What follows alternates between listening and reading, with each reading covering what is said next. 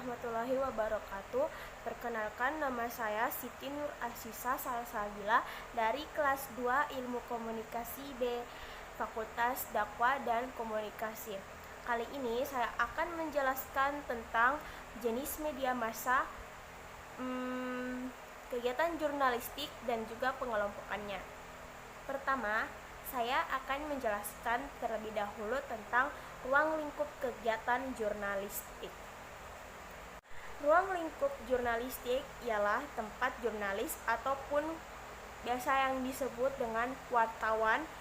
Ruang lingkup jurnalistik umumnya beredar tentang karya-karya jurnalistik, berita sampai klarifikasi masalah yang sangat-sangat hangat. Ruang lingkup jurnalistik ini tidak hanya berlaku di dalam media massa, melainkan juga dalam media elektronik, misalnya seperti siaran TV dan juga siaran radio. Berita ialah salah satu ruang lingkup jurnalistik yang dapat dibedakan terjadi dua jenis, yaitu warta belaka dan juga warta mutakhir. Masing-masing warta harus ditulis atau dibuat dengan mengikuti klarifikasi tentang teknik penulisannya atau berkarakter. Dengan begitu, ruang lingkup ilmu jurnalistik yaitu terbagi menjadi 5. Yang pertama, rancangan jurnalistik yang mencakup definisi konsep, historisitas jurnalistik dan juga fungsinya. Yang kedua, karakter jurnalistik dan ragam yang berisikan bentuk jurnalistik secara pelaksanaan yang disesuaikan dengan media dan juga tren jurnalistik. Yang ketiga, profesi jurnalis dan juga kelembagaannya. Yang keempat, pelaksanaan jurnalistik yang berisi dengan sumber karya jurnalistik, teknik jurnalistik, ragam karya jurnalistik, dan juga bahasa. Yang kelima, jiwa moralitas aktivitas jurnalistik tercermin dalam etika jurnalistik. Baiklah, yang kedua, saya akan menjelaskan tentang jenis-jenis media massa menurut MC Luhan.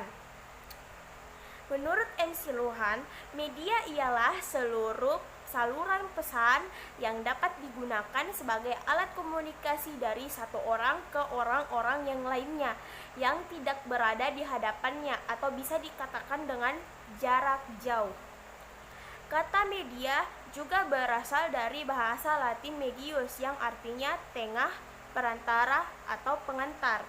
Di dalam buku The Gutenberg Galaxy, The Making of Typographic Man pada tahun 1962, MC Luhan menguraikan sejarah kehidupan manusia ke dalam 3 periode. Yang pertama yaitu The Tribal Age. The Tribal Age bagi MC Luhan, pada zaman dahulu atau era zaman purba, manusia itu hanya mengharapkan indera pendengarannya saja dalam melakukan komunikasi. Komunikasi di era itu hanyalah berdasarkan pada cerita, narasi, dongeng, tuturan, dan sejenisnya. Telinga ialah raja atau disebut ear is king. Saat itu hearing is believing, dan kemampuan visual manusia yang lain belum dapat diandalkan dalam berkomunikasi. MC Luhan juga mencetuskan perilaku ketergantungan yang tinggi satu sama lain atau bisa dibilang tidak egois, sehingga antar pribadi memiliki akar kuat pada lingkungan sosial termasuk nilai-nilai yang dianut. Namun, era primitif ini kemudian tersingkir dengan ditemukannya alfabet atau biasa dibilang huruf. Berikutnya, periode yang kedua yaitu The Print Age. Di masa ini, manusia sudah memasuki tradisi cetak atau The Age of Literacy yang terus berkembang di era Gutenberg seiring dengan penemuan mesin cetak. Sejak mesin cetak ditemukan, alfabet semakin meluas ke seluruh penjuru dunia. Intensitas kata-kata melalui mesin cetak ini semakinlah berkecamuk. Penggunaan media cetak tersebut bermaksud untuk menjauhkan perseorangan dari sentuhan suara, juga respons langsung, dan akhirnya memunculkan sifat murung individualis serta rasional.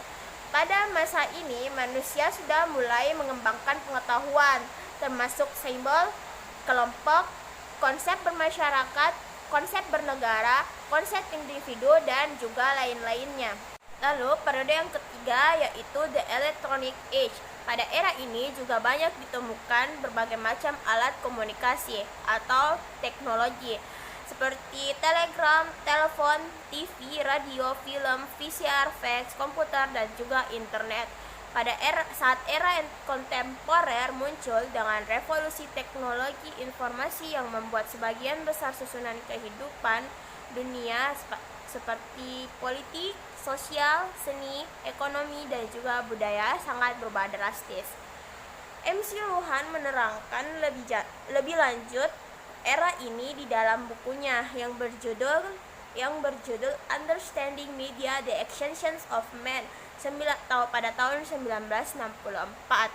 Di dalam buku itu, MC Luhan mengatakan bahwa dengan ditemukannya media canggih, dunia akan menjadi seperti global village yang populer saat ini disebut sebagai era globalisme. Era ini dapat membawa manusia untuk bersentuhan dengan manusia yang lain, di mana saja, kapan saja, dan pada saat itu juga. Selanjutnya, saya akan menjelaskan tentang jenis-jenis media massa secara umum. Media massa ialah sarana penyampaian pesan yang langsung berhubungan dengan masyarakat luas, misalnya TV, radio, surat kabar. Itu menurut leksikon komunikasi. Media merupakan bentuk umum dari medium yang memiliki makna perantara atau tengah. Kata massa yang berasal dari bahasa Inggris yaitu mass, yang artinya kumpulan atau kelompok. Jadi, pengertian media massa ialah alat-alat yang dipakai oleh massa dalam hubungan satu sama lain atau perantara.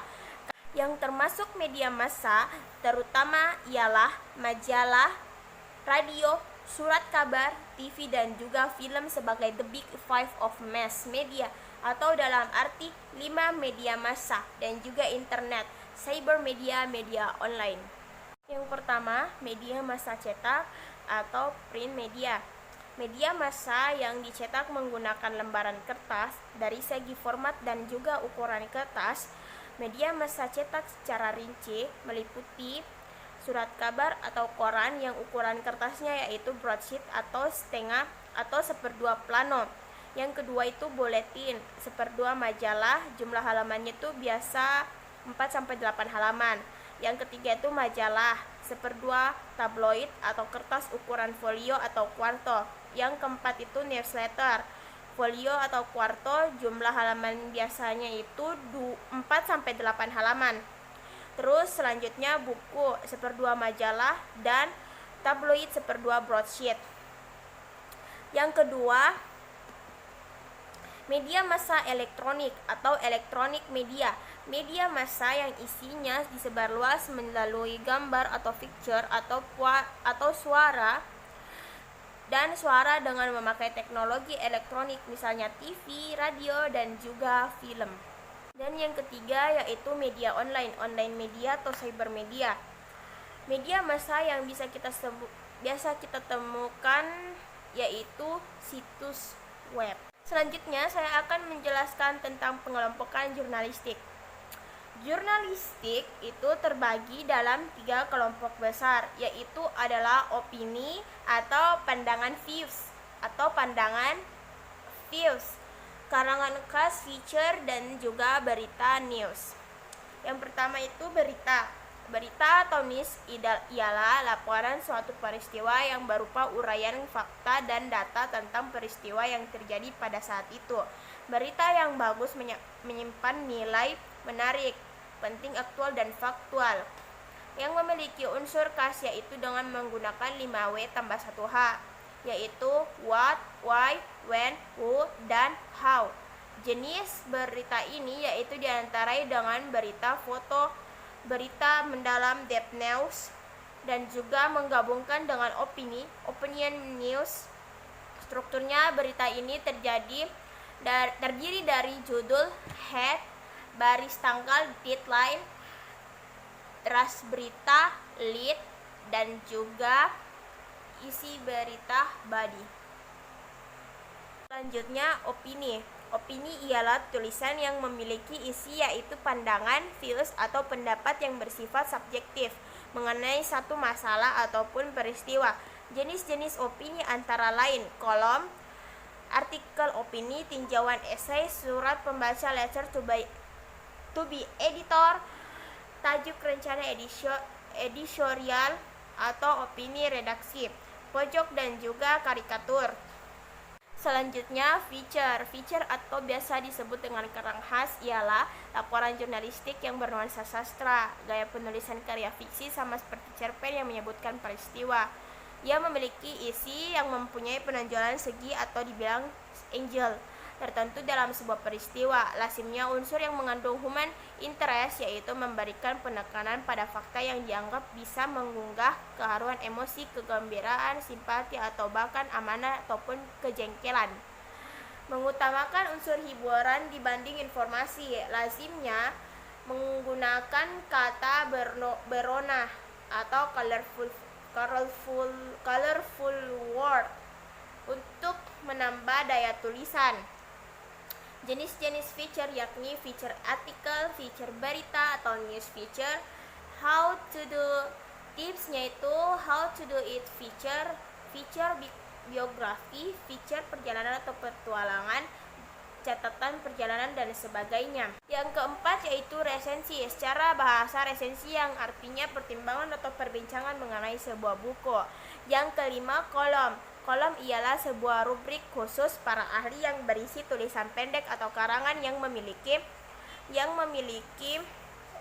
isi dan juga pendapat subjek penulisnya tentang suatu masalah.